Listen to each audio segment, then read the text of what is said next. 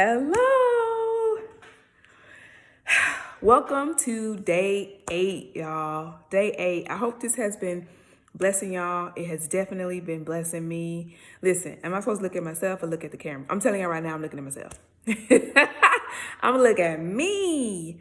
Okay, so day 8, I want to talk to y'all about one of my favorite topics in the entire world, and that is food. Okay, I love food, and I've come a long ways when it comes to eating. I was vegan for 2 years, plant-based for 2 years, pescatarian and just eating fish. Of course, I've been a full-on meat eater, and I love food. And my favorites are Thai, Mexican, and Indian. I just love them so much.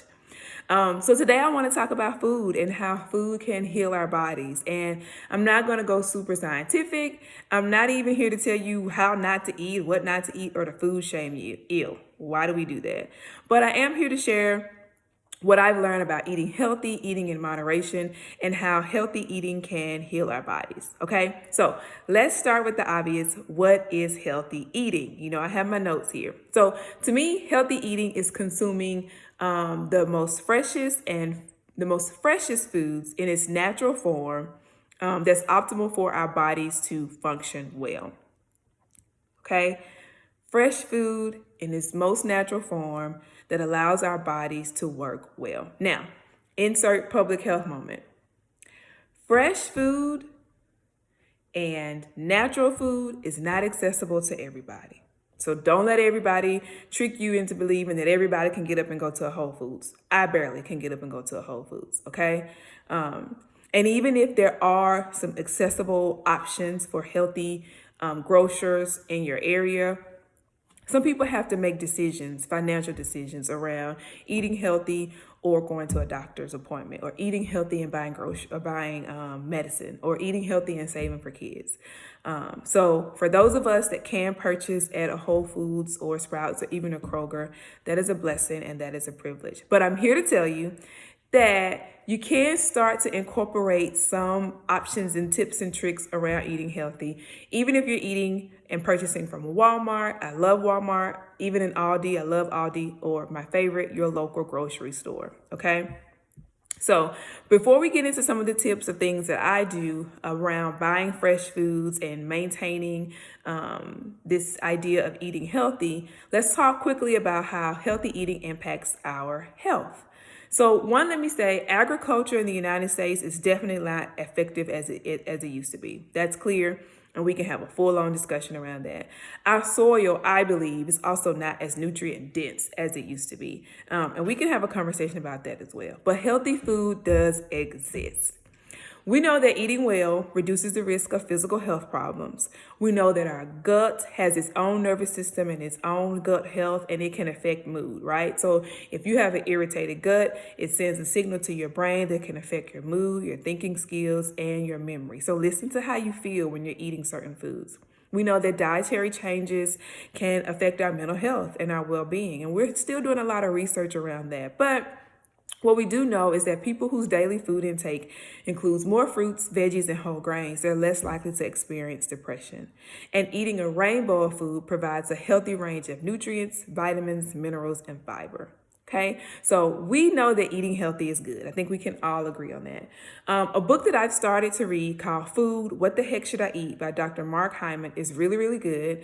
I started reading it earlier this year, and then all the things happened. Y'all know all the things, right? COVID and all these other things happen. So it has since been put away because I'm going through life changes, as we all are, and I'm moving. I'm excited. And so it's packed away. So I can't pull it out, but maybe that's something that we can, read together. So when I'm thinking about eating healthy, one of the first things that I do is I identify what's best for me, particularly in what season I'm in. So your circumstances will define the methods that work best for you.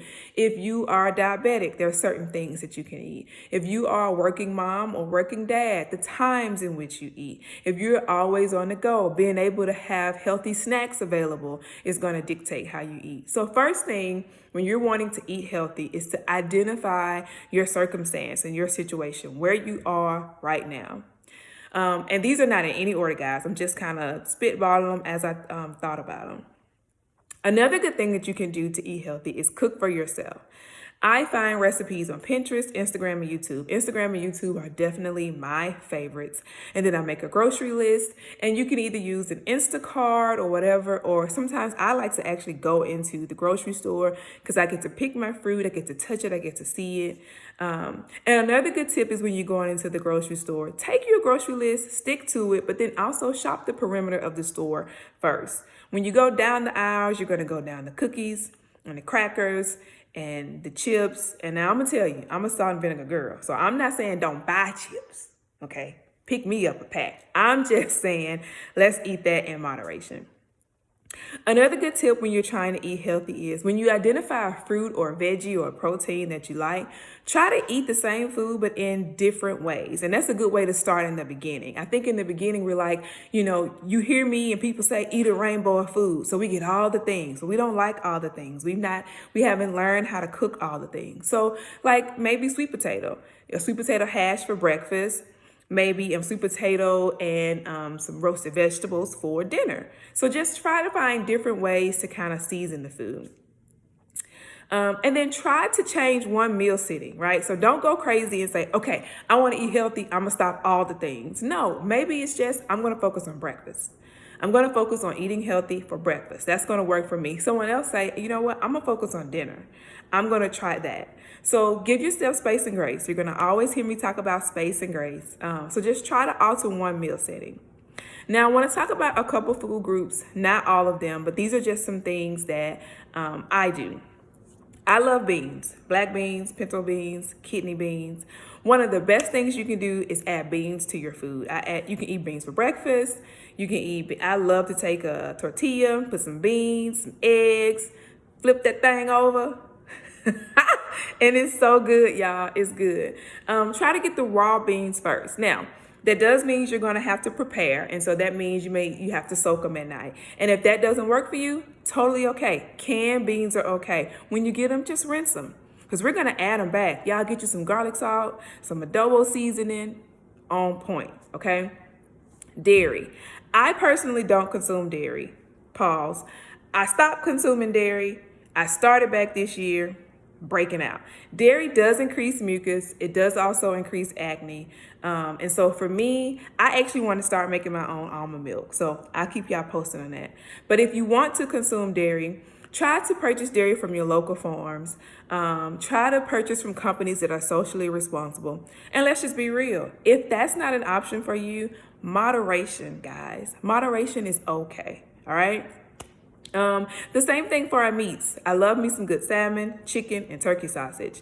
Now, I personally am trying to remove some of that, but when I was not eating meat, I was not eating enough beans for my protein. So I have to kind of figure that out. So that's a space where I'm kind of learning and growing how I want to eat healthy. But again, read your labels when it comes to your meat. You know how we look at shoes and clothes and different things before we buy them? Do the same with your meat. Go to the grocery store, go to the deli, talk to the butcher. When was this cut? What cut is this? What part of the animal is this? What farms are you using? Or even if you can't talk to the butcher right there, look at the meat when you're picking it out. Read what it says. Understand what those terms mean so we can make sure we're getting what's best for us, right? Veggies. Okay, yeah, veggies can be so good. First, wash them because they dirty, okay? Wash them, you may have to soak them, but take you some broccoli, some asparagus, some Brussels sprouts, and put some garlic salt on it. Don't add the additional salt, but some garlic salt and some paprika and some pepper. Bussin', okay? Fruits. I love fruit. I try to eat fruits that's within season. So that's really healthy. That also helps with our local farmers as well. You're going to hear a lot of talk about the sugar in fruits. I personally would rather have my body digest the sugar in fruits than artificial sugar. Of course, don't eat after a certain time. And you identify what time it is for you. Now, if you go to bed at 10, don't eat at 9. Okay? And I do that sometimes. Sometimes I wake up at 10 and, I want a nice saltine. And don't y'all act like y'all don't know what that is. All right. Identify your caloric intake. So when you go to your wellness visits with your physician, with your primary care physician, because that's important to have one, then identify how much you should be eating. And then always drink plenty of water. Okay, y'all, this has been my longest one. I know I probably rushed through, but y'all know I don't want to keep you long. Thank you for taking this journey with me. Please let me know if y'all have any questions, and I'll see you next time.